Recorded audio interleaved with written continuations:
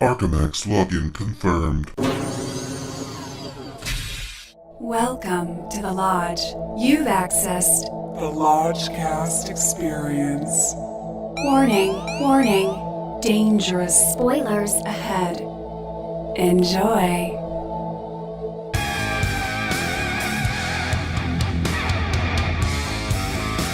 Welcome to another sizzling, hot, spicy edition of Hot Takes. I'm your Lodge Master. With me, as always, is Brother Bishki. Ayo. And Brother Lucas. Ayo. And today, our very special film is Bohemian Rhapsody, the movie that Bishki swore he wasn't going to see, and that I swore that, in fact, he was. Yeah, you put up a bit of a resistance. It was very impressive. I'm not going to see it. You are going to see it. No, you are going to see I it. don't want to do Biopic, a... No, We will drag you. I don't see Ray. I don't No, see... you're going to see Bohemian Rhapsody. Fuck, God, I'm I going don't want to make see sure it. that- yes, you will. I don't like biopics. You soldiered through.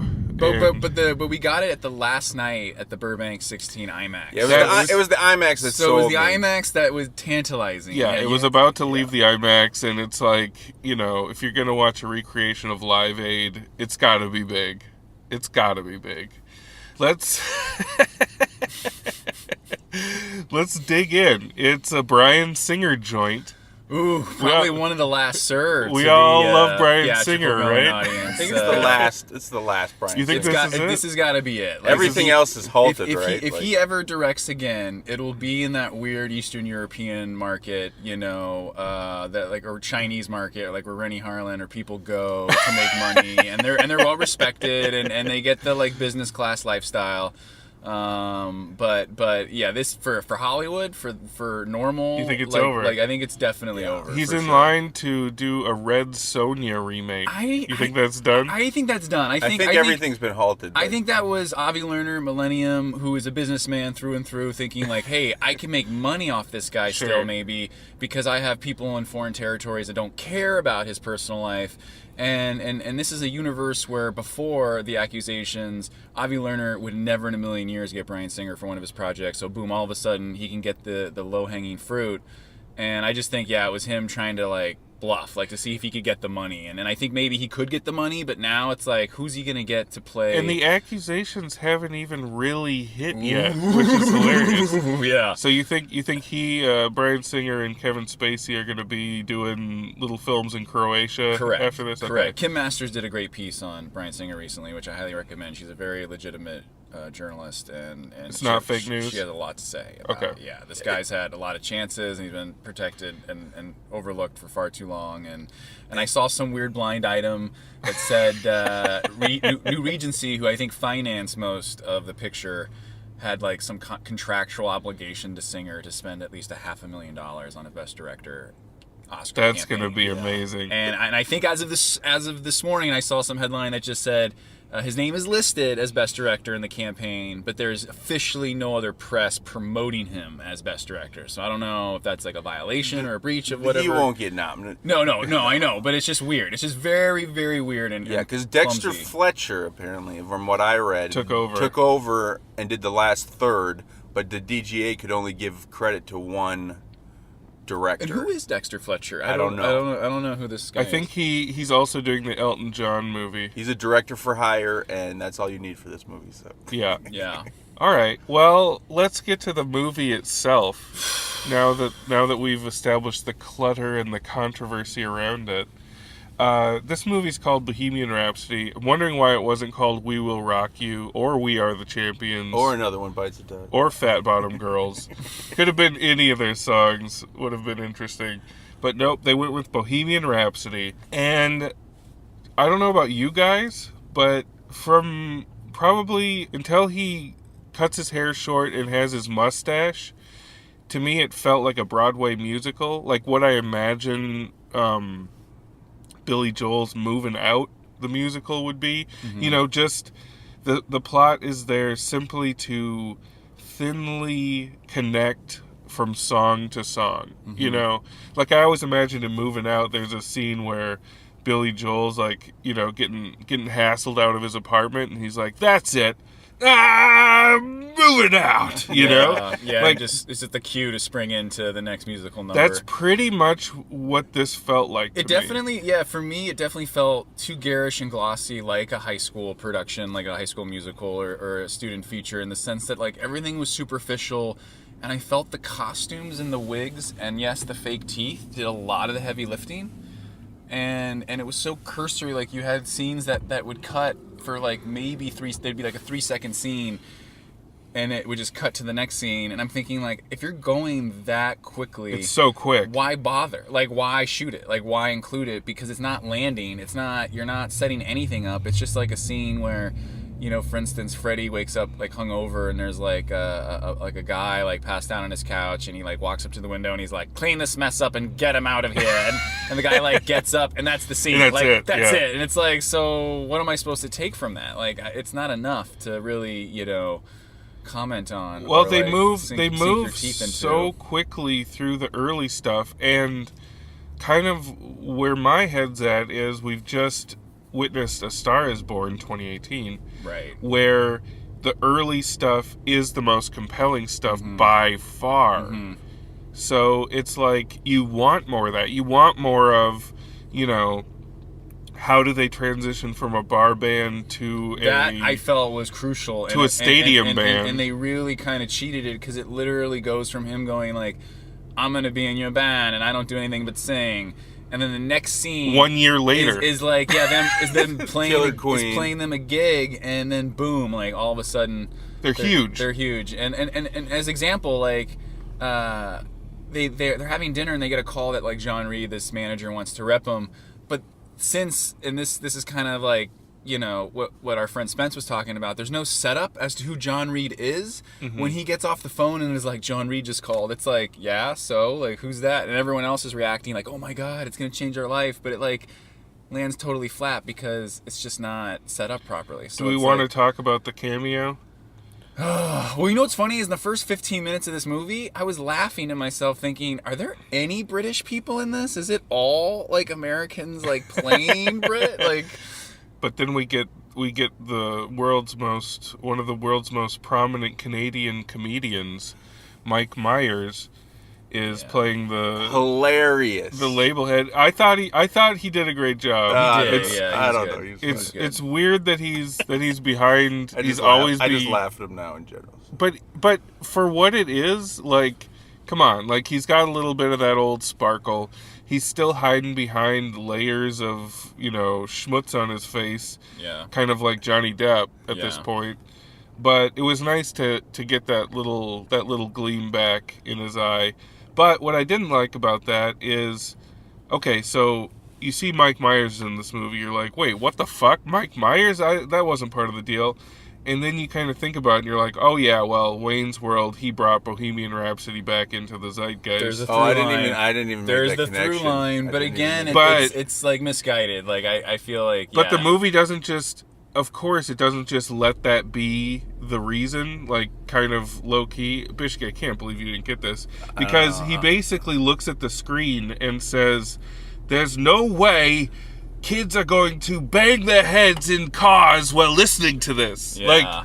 Like they just triple underline I shut my it. brain off. It's like overkill for sure. Yeah, Bishke, you're being very quiet back and there. I felt I don't have a lot to say. Well, no, I felt Go like ahead. at the microcosmic level, what the Mike Myers cameo was is like a perfect example of the movie being like all sizzle and no steak, like all style and no substance. It's like this concept, right? Like, we'll get Mike Myers to be the guy that doesn't believe in them. Like, that's the genius of it.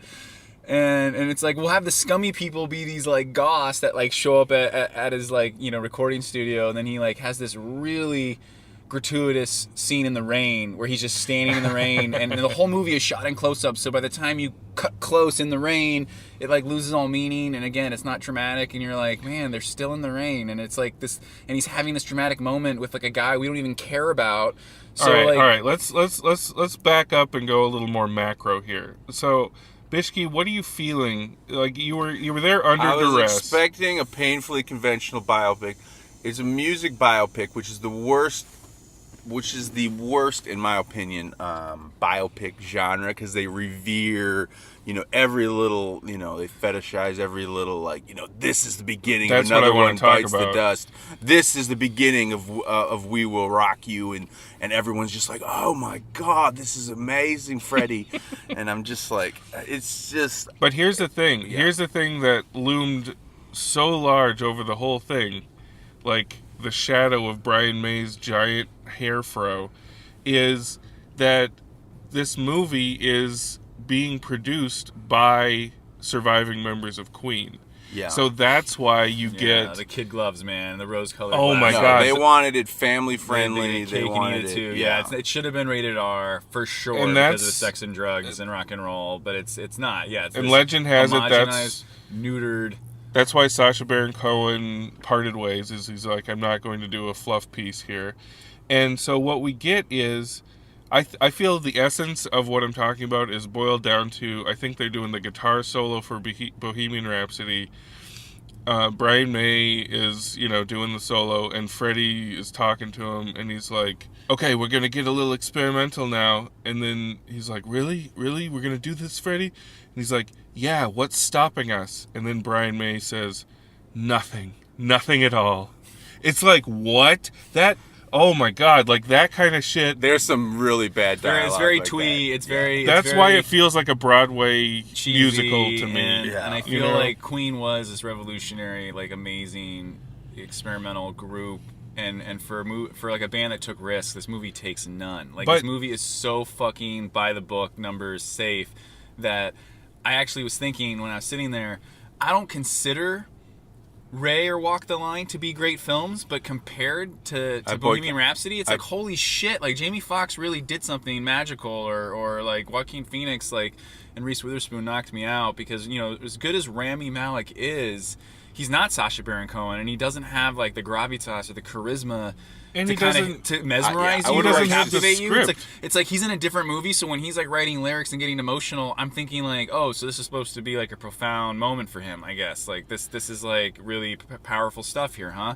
Because you could have fooled me. Well, the thing about that too is, just to stay on the produced in-house thing, the bandmates are literally made to be just saints. Like, They're nothing. Like, well, they're nothing, but when they do come into the scene, they're like, we have to leave this bacchanalian party because we got to go home to our wife and kids, which, comes back later because it shows that they might not be fully faithful to their wives, but it's like, it's way in the background. Anything that they've ever done that's wrong is way in the background.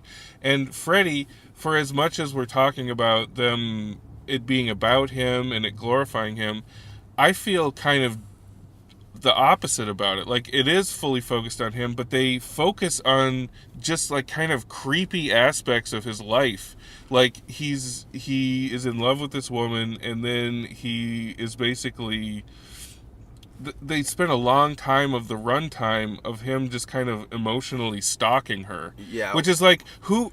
It's very PG-13 gay in the sense that it's like the heterosexuals are trying to kind of save him from his weird gay lifestyle. It's really, really weird. Yeah. Yeah. And the guy that Lucas mentioned that was with him that was kind of... creepy Svengali. Yeah, he's bad influence in the rain scene. He reminded me the whole time. I was like, who does this guy remind me of? Who does this guy remind me of? And in that rain scene, it all came together, and I was like, young Mike Pence.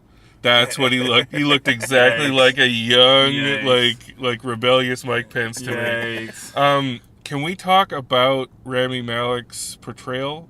I think the teeth are a hindrance. The teeth are... They're distracting, and I know that they were not to scale, because obviously Freddie Mercury's teeth were even bigger. Yes, they were bigger than the ones Rami Malek had in his mouth. But at the same time, Rami Malek is so small in stature, like his form. His teeth out... It's like, dude, I got it. Like, it must have been painful to wear those. I know, please. His teeth upstage him in every scene. They're so unwieldy. He can't talk. It's like a bad SNL, like, British sketch, Like, it's just like, oh my God. And I know, like, everybody in the theater is like, they're waiting in hushed reverence for this beautiful portrayal that's about to unfold.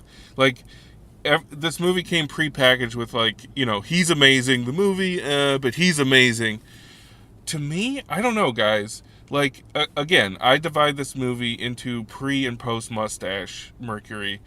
In the early going, pre-mustache, it felt like a CW show about like a cool young Igor.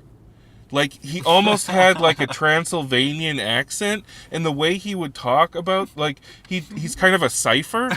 So like people would be like, "You're gonna sing, Freddie?" And then he'd be like, "And why wouldn't I?" You know, like it's just weird, like just kind of a creepy portrayal. It's pretty one note. He's very confident, enthusiastic. I enjoyed. He's that committed. element. No, he's doing the best he can. But yeah, from the get go, like after the opening credits for me, because like the opening credits, I was like, all right, this is looking pretty good. Like this is feeling pretty good. And then as soon as it cut to like that like first scene or whatever, I was like, oh, it's just gonna be like this kind of light, fluffy, it was really light and fluffy. And then when he gets his mustache, the performance settles down to me, and the movie it loses track of the music. You know, like they give it to you fast and furious for the first half, and then the second half, I mean, obviously the hits aren't coming as fast and furious, and they want to focus on the different aspects of the band dissolving and, you know, his failing health and all that.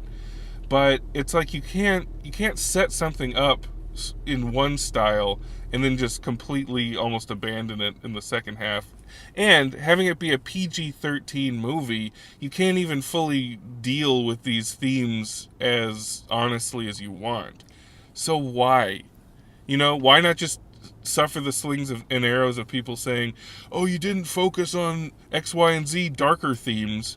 Like, why not just make it a light, fluffy piece of cotton candy? You know, like, what are people coming here for? I know it is a kind of cotton candy. I mean, I will point out, I'm not big on like slight historical inaccuracies in biopics, but I was going through the Wikipedia. Okay, these two things didn't happen. Okay. and this knocked the movie down another notch for me. Okay. Number one, the group never split up, and Live Aid was not a reunion. Yeah. That's Number fucked up. two, because that's what the whole movie hinges That's when on. you know Yes. you're adrift and like craziness is when they somehow try to shoehorn in at the Live Aid a subplot where I forget the guy's name, but he's like, no one's calling, like it's a big failure, and then like as soon as they go start playing the Bob phone, Geldof, the phones start ringing, and he's like, yes, like they're ringing. Fucking It's like, are you hilarious. fucking kidding me? It's hilarious. and then Like- number two sin, Mercury didn't learn that he was HIV positive before Live Aid. Yeah, it was after. That's pretty and to unforgivable. have a Brian May, Roger Taylor sanctioned 3-card Monty with history switcheroo,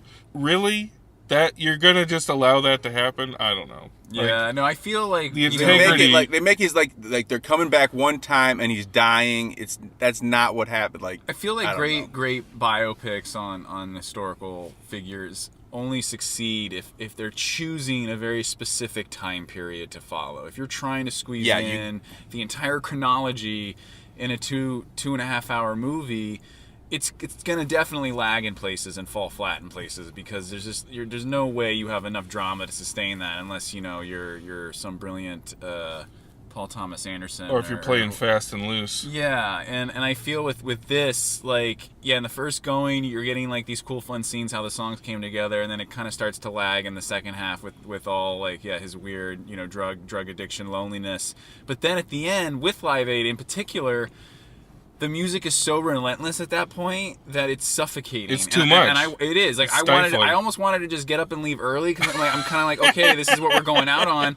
And it was so cheesy because you have this, like, CGI crowd. Yeah, the CGI crowd. Yeah, That they would have inserts of, and they would like, and you could tell they didn't have enough people because the inserts were so tight on like maybe 5 to 10 bodies, That's all how of it's which were done. white, and they all look the same. That's And I'm how it's done these and days. I'm thinking, are these the same like people just copy and pasted, and I'm like being fooled like because they're in different like sequential order, but it just didn't look as authentic as, let's say, A Star Is Born, where it's like that's a real crowd. Like I don't know how they got those people to show up, but those are real people out there, I think. It was Coachella. Aside from all of that, it was just nice to see a montage of a leather bar Yeah. with Another One Bites the Dust on an IMAX screen at a multiplex. Yeah. Like, holy That shit. is a milestone. That is definitely. I mean, that's it's not, amazing. It's not quite cruising, but it's No, but, But it's it's- dipping its toe yeah. in some risque water for sure. But that is great. That's 2018. Yeah. And the fact that We're making progress. Yeah, we're on it. the fact that is in a wide fucking release that's Yeah. playing at, Universal Studios Minors City can, Walk. Minors can check it out. It's not rated R. So, I love it. yeah. I love it. I love it. Solid. So, okay. Well, let's get to the bones. Let's say our final piece. Lucas, what are you feeling? I really Did didn't- this movie rock you? No, I wasn't psyched to begin with. I don't think I was the audience for this, like Bishki. So when I went in, I was like hoping for the best, and I really had high hopes in those opening credits because they looked beautiful. They did. But as soon as the credits were over and it segued, to him working at the airport, and it was just cut, I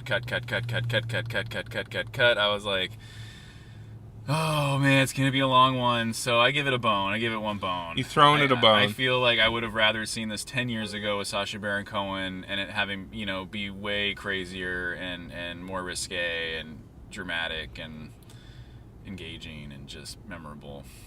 One bone from LT. Bishki in the back. Well, Lucas and I were talking. I don't think there's been a good modern music biopic. That's a bold statement. I boycotted Ray and Walk the Line. I sat through the wretched, in my opinion, The Doors. Oof, I turned that off. Kevin The other night. I tried. Kevin Spacey's Beyond the Sea. Do not Ooh. see. Last year's Tupac bio. All Eyes on Me. Do not. That was a special movie. That was a though. special movie.